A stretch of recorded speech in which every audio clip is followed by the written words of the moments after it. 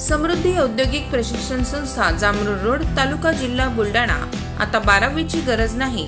10वी पास विद्यार्थी 2 वार्षिक ITI केल्यानंतर 12वीच्या समकक्ष मानल्या जाईल।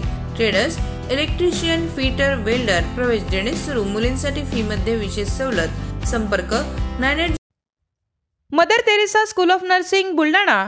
GNM साठी प्रवेश देणे सुरू। पात्रता 12वी उत्तीर्ण। शिष्यवृत्ती उपलब्ध। SC ST मोफत प्रवेश। संपर्क Mother Teresa school of nursing Jamrund road Kolwad Buldhana.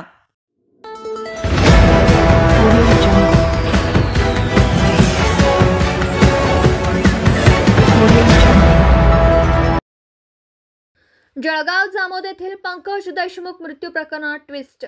मृतकाच्या पत्नीने पोलीस अधीक्षकांची भेट घेऊन दिली संशयितांची नावं। बुलढाणा जिल्ह्याच्या जळगाव जामोद येथील पंकज देशमुख यांचा मृतदेह संशयास्पद स्थितीत 3 मे रोजी आढळला होता। या प्रकरणी जळगाव जामोद पोलिसांनी आकस्मिक मृत्यूची नोंद केली आहे। मात्र ही आत्महत्या नसून त्यांचा घातपात झाल्याचा संशय पंकज देशमुख यांच्या पत्नीने व्यक्त केला आणि स्थानिक पोलिसांचा तपास समाधानकारक नसल्याने या प्रकरणाचा तपास CID कडे देण्यात यावा अशी मागणी त्यांनी लावून धरली होती। सुनीता देशमुख यांनी नुकतीच जिल्हा पोलीस अधीक्षक निलेश तांबे यांची भेट घेत संशयित 3 जणांची नावं आणि त्यांना मदत करणारे 3 पोलीस अधिकारी कर्मचारी असे 6 जणांची नावं जिल्हा पोलीस अधीक्षक यांना सांगितलेत। यामध्ये जळगाव जामोद मतदारसंघाचे भाजपचे आमदार संजय कुटे यांच्या स्वीय सहायकाच्या नावाचाही समावेश असल्याने एकच खळबळ उडाली आहे। शिवाय या प्रकरणाला आता वेगळा ट्विस्ट मिळाल्याचंही पाहायला मिळत आहे।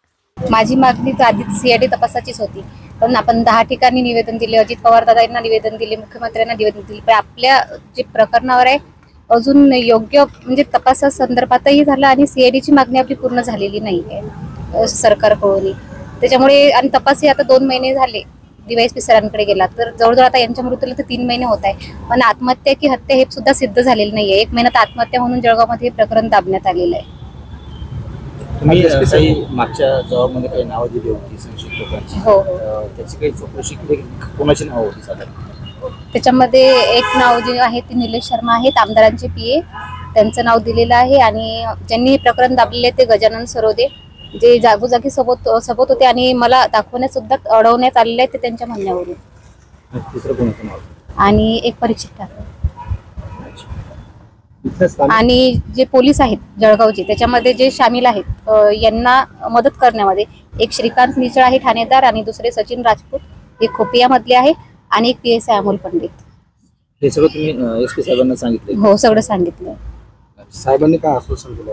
आज सर बोलते की आता हे लक्ष टाकतील याच्यामध्ये। आतापर्यंत त्यांना या संदर्भात कुठलीच माहिती वरपर्यंत त्यांच्यापर्यंत पोहोचलेली नाहीये। आतापर्यंत पोलिसांनी जो बुलढाणा पोलिसांनी तपास केला त्याच्यावर आपला संशय आहे? 2 महिने झाले या तपासात काहीच मला माहिती नाही आलं आणि आत्महत्या की हत्या ही सुद्धा सिद्ध नाही झालं त्यांच्याकडून आणि यांच्यापर्यंत माहितीच पोहोचत नव्हती। जी आज मी माहिती दिली ती यांच्यापर्यंत पोहोचली नाही। जे संशय